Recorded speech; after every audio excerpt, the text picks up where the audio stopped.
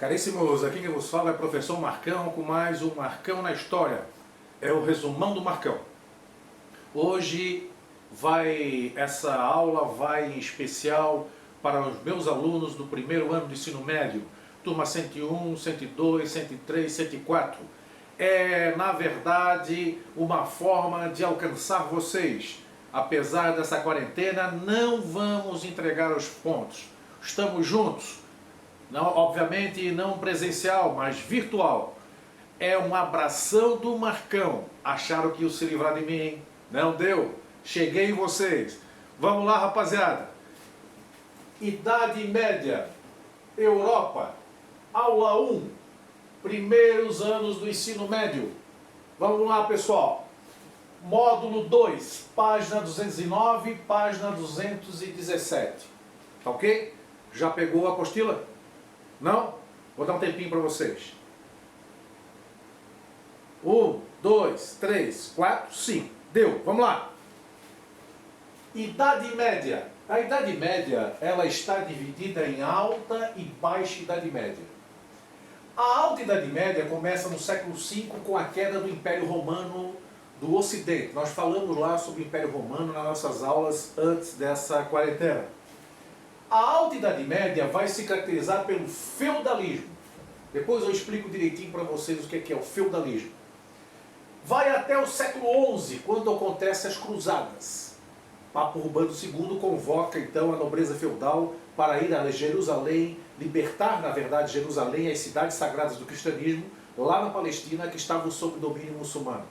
Começa então a Baixa Idade Média, e na Baixa Idade Média nós vamos ter o surgimento do comércio e o desenvolvimento e surgimento de uma nova classe social, que é a burguesia, que vai até o século XV com a tomada de Constantinopla pelos turcos.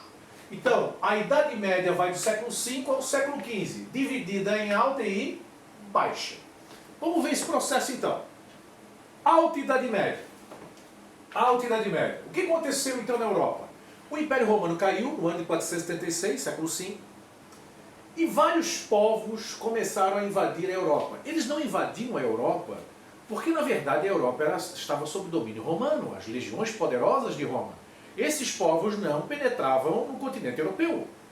Mas a partir do instante que Roma cai, não tem mais esse empecilho.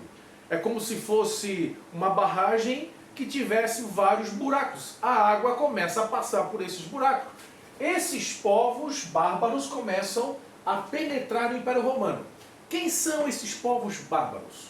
O romano chamava de bárbaro todo aquele que não falava o grego e o latim e estava fora do Império. Para eles eram bárbaros. Esses bárbaros são chamados de germânicos. Aí nós temos aqui ostrogodos, visigodos, anglos, saxões, burgúndios, alamanos, suevos, érulos, francos. Tá? Francos é o principal povo, que nós vamos falar logo a seguir, e esses povos vão formando vários reinos na Europa. Aí o pessoal que era do Império Romano vai ficar misturado ali, junto com esses caras. Então houve uma invasão, nessa época aproximadamente aí, eles calculam 500 mil de pessoas. Olha só, os francos. Os francos, na verdade, com um personagem chamado Carlos Magno, criaram um império chamado Império Carolíngio. Claro que tem todo um contexto histórico aí, e nós estamos, na verdade, indo nos finalmente. Né?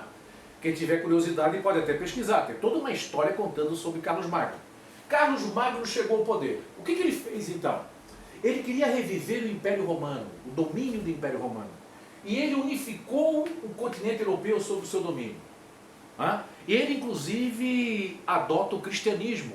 O cristianismo, na verdade, foi salvo pelos francos.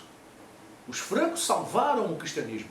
Mas olha só, unificou a Europa até a sua morte. Quando ele morre, acabou o Império Carolíngio e surgiu o feudalismo.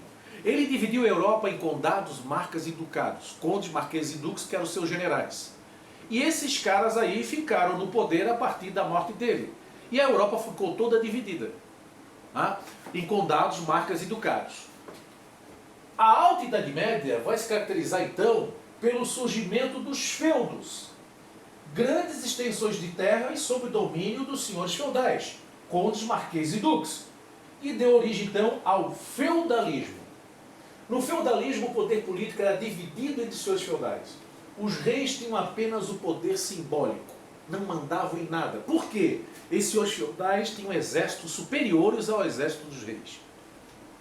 A sociedade, a classe A, a nobreza feudal, os guerreiros, que são os condes, marqueses e duques, o clero católico, que são os intelectuais, os membros da igreja, os detentores do saber, e os servos, que são a maioria da população, que eram os camponeses e artesãos. Servo, a própria palavra já diz, né?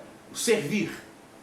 Nessa época, praticamente não existia atividade comercial. Era agricultura de subsistência. Economicamente falando, eles plantavam e criavam animais e faziam toda a atividade artesanal para a subsistência do feudo. Não existia preocupação de produzir excedente para a atividade comercial. Então, pessoal, essa é a aula 1, Idade Média. Vou postar para vocês também a aula 2. Forte abraço do Marcão. Unidos, venceremos. Deixei uma mensagem aqui em inglês para vocês, porque eu sou bilíngue. Perceberam? Abração do Marcão. Fui!